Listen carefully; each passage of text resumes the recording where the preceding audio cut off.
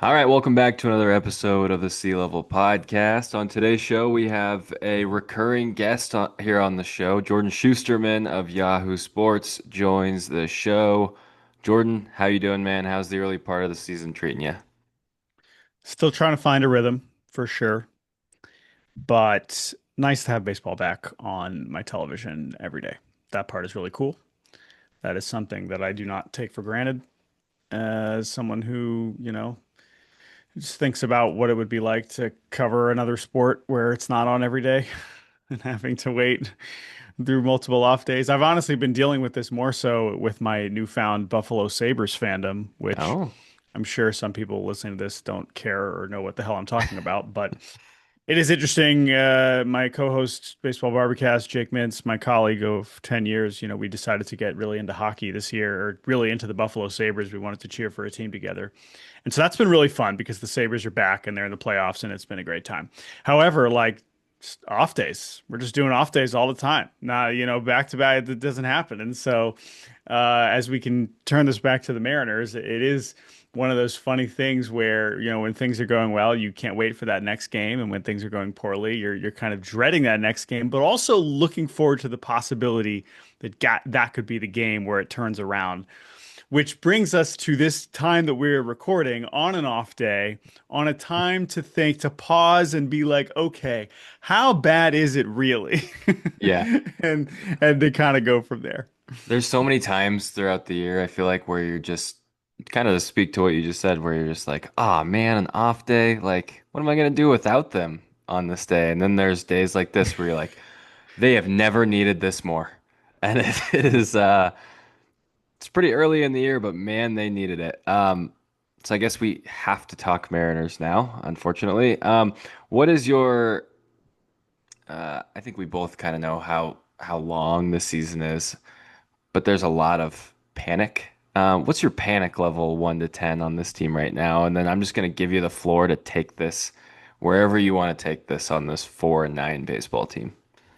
Yeah. I'm literally doing the panic meter check-in for not just the Mariners, but I'm working on that piece right now for Yahoo, so Oh, you okay. can hopefully read that by the time you're listening to this. And the Mariners are certainly included. Not necessarily doing a full exact like 1 to 10 where are we at, and maybe we can arrive at that answer here at some point during this conversation. But I think, you can certainly factor in the reality of three of these series have come against really good pitching staffs in the two pitcher friendliest ballparks in baseball, right? So if we're dealing with small samples, it's only fair to point out something like that, in my Mhm. opinion, right? When you're dealing with kind of where you're at. Um, I think what's been most discouraging is that it isn't to have what who essentially is supposed to be three of your four best hitters be this bad. I think this is especially true for a couple other teams, but like the Red Sox, something I've mentioned a lot about is like the optics of when your new guys are not good is always really tough. Now, in this case, Brendan Donovan has been pretty awesome in some Mhm. respects, certainly when he's been hitting defensively, maybe less so. We'll I talk think about he's that. aware of that.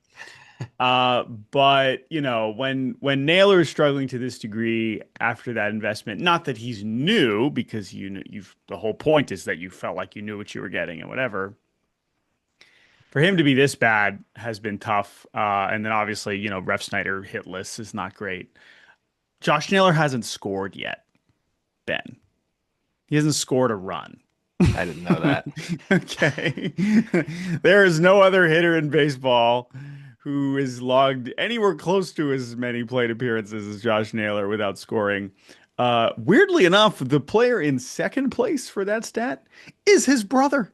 Bo Naylor has also not scored this year. How weird What a is that? So stat. there, so What a there you go. stat. You want some small sample silliness. I'm always bringing that to the table. But as I mentioned, it's not just him. It's obviously what Julio and Cal have looked like. Um, Julio, we're just like, well, yeah, duh, of course, this is what it looks like early on in the season. I think in some ways that's true, in some ways it's not.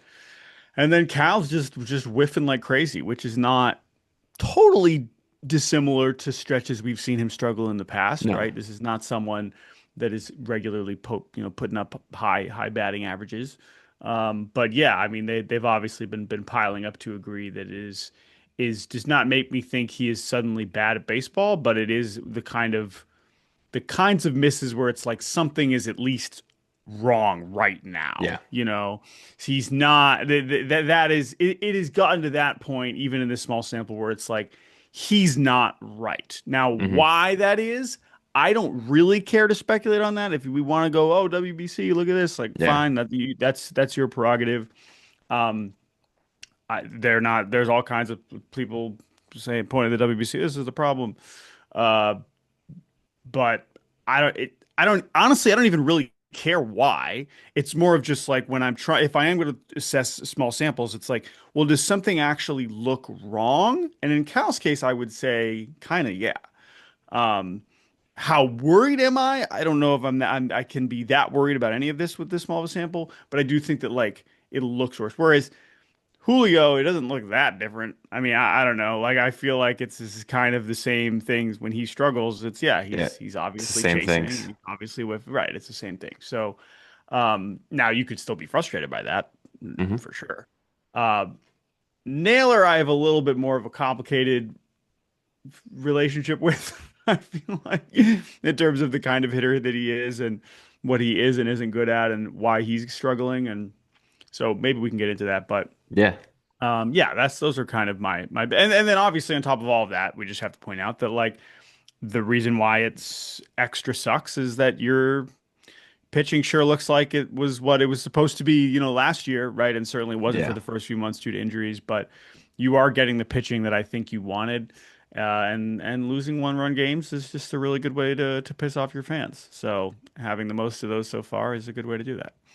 Yeah. I think it's like you said, we don't have to have an answer for this because we won't, but it's kind of one of those questions where I think a lot of people are asking, like, why does this happen every year? Like, why Mhm. is it so slow every year? And it's not like, you know, this year, it's not like they've really struggled that they were better when they were in Seattle and then they go on the road and it was pretty bad offensively. It's not like they're flying out to the warning track and it's like, oh, the Marine layer. Like, no, not really. It's just brutal. And pitch selection, whiff rates, everything. So I think with some of the guys, Julio just to me, are we just at the point where he's just like, is he just a slow starter? Like, can we just accept that he's a slow starter?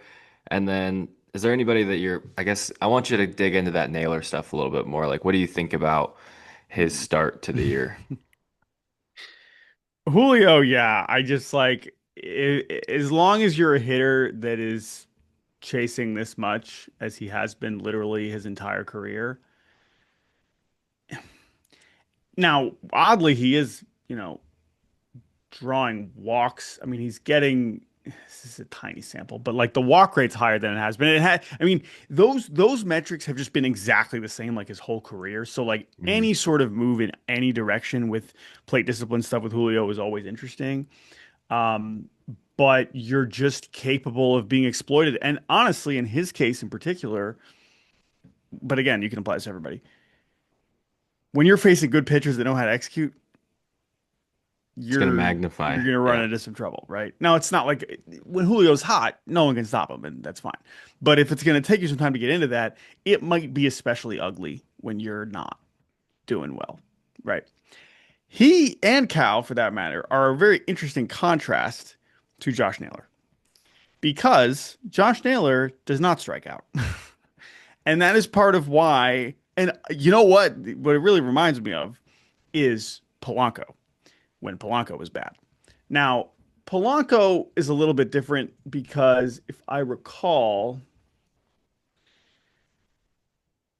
yeah, I mean it was a little bit different because Polanco's strikeouts like spiked like crazy in Yeah. 24, like uncharacteristically so. But even still, I bring him up because for the most part, he's still someone that generally puts the bat on the ball. And so, but with Naylor, he can do that, but sometimes that is a flaw. Hmm.